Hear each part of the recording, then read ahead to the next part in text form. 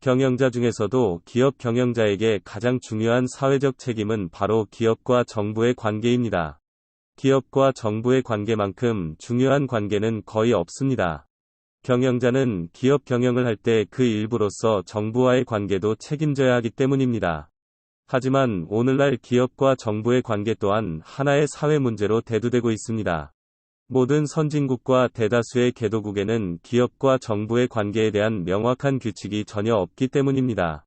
궁극적으로 우리는 조직사회의 니즈와 현실에 어울리는 정치 이론이 필요할 것입니다. 잠정적 해결책으로 인해 우리가 장기적으로 잘못된 방향으로 나아가지 않도록, 다양한 접근법을 차단하는 사태가 벌어지지 않도록, 그리고 책임 포기로 인해 특유의 바람직하지 못한 관계가 형성되지 않도록 우리는 많은 관심을 가져야 합니다. 교과서에서는 여전히 기업과 정부 관계의 모델로서 자본주의 경제의 자유방임 모델을 말합니다. 하지만 무엇보다도 자유방임 모델은 정치이론이나 정치실무가 아닌 경제이론에 속하는 모델이라 할 수 있습니다. 실제로는 서로 상반되는 두 가지 정치 모델인 중상주의와 이펀주의가 기업과 정부의 관계를 규정한다고 할 수 있습니다. 우선 중상주의 모델은 좀 더 오래된 역사를 가지고 있습니다. 17, 18세기 프랑스를 의시해 유럽 대다수 국가들에서는 중상주의 모델이 여전히 널리 사용되고 있습니다. 일본의 기업과 정부 관계를 설명하는 모델 또한 중상주의 모델이라 할 수 있습니다.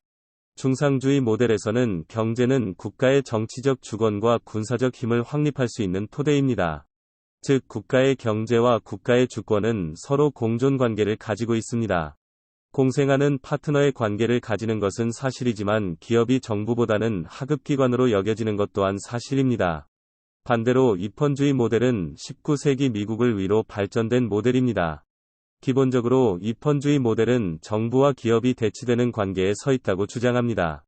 기업과 정부 관계를 다스리는 데 필요한 것은 행정이 아니라 법이고, 기업과 정부는 서로 먼 거리를 유지해야 한다 주장합니다. 중상주의를 실행하는 국가가 훨씬 더 많은 것은 사실이자만, 중상주의 모델조차 완벽하게 실천된 적은 한 번도 없었습니다.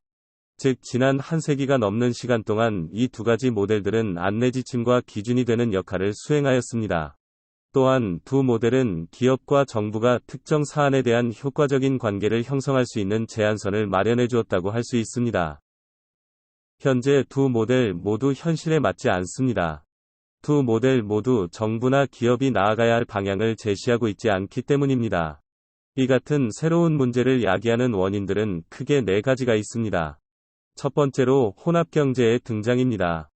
중상주의와 이펀주의 모두 자본주의 경제에서 발전했지만 두 모델 모두 정부 활동과 기업 활동이 서로 밀접한 관계를 유지하는 동시에 경쟁을 벌이는 혼합경제를 효과적으로 다룰 수 없습니다. 두 번째 이유로는 다국적 기업이라 할 수 있습니다. 경제는 더 이상 한 나라의 경제만으로는 정의할 수 없습니다. 다국적 기업이 전 세계적으로 미치는 경제적 파급력은 중상주의 모델의 지속을 어렵게 합니다. 주권과 경제의 결별은 중상주의에서는 상상할 수 없지만 현실은 그런 일들이 발생하고 있습니다. 또한 이펀주의 모델 역시 다국적 기업은 정치적 주권의 도구가 아니고 그렇게 사용할 수 없기 때문에 어려움을 겪고 있습니다. 세 번째 이유는 바로 유일한 조직으로서의 정부의 지위 상실입니다.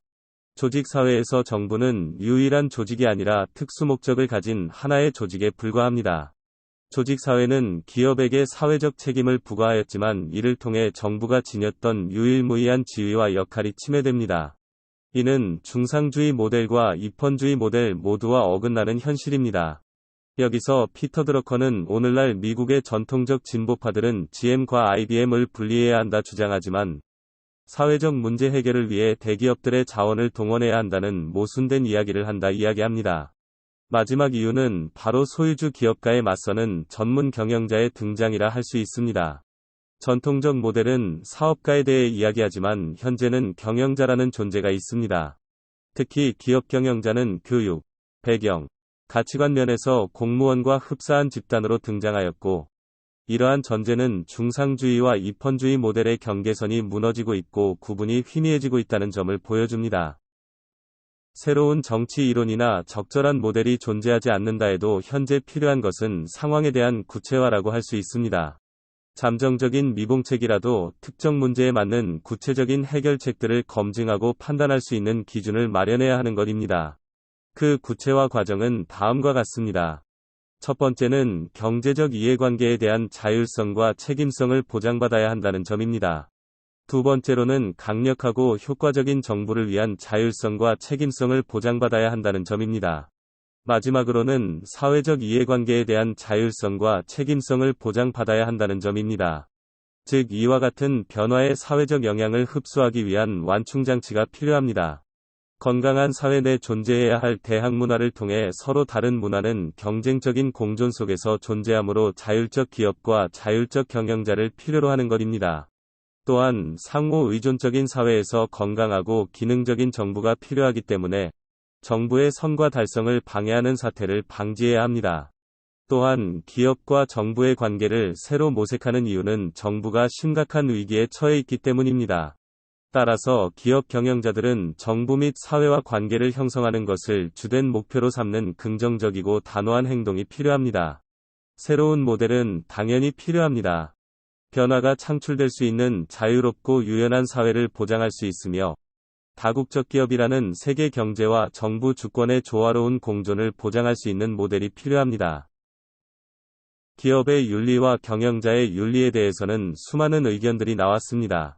하지만 그 실상을 보면 기업과는 아무 관계도 없고 윤리 또한 관계가 없었다는 것을 알 수 있습니다. 경영자 윤리는 일상생활에서의 정직과 사회의 윤리적 책임을 강조합니다. 하지만 일상생활에서의 정직은 기업에게 적용되는 별도의 윤리가 아닌 모든 인간에게 적용되는 도덕적 가치관이라 할 수 있습니다. 결국 리더십 집단의 일원으로서 경영자는 전문가 윤리를 준수해야 할 의무가 있습니다. 전문가는 자율성을 가져야 하며 고의로 해를 끼치지 않게 스스로의 말과 행동을 감독해야 합니다.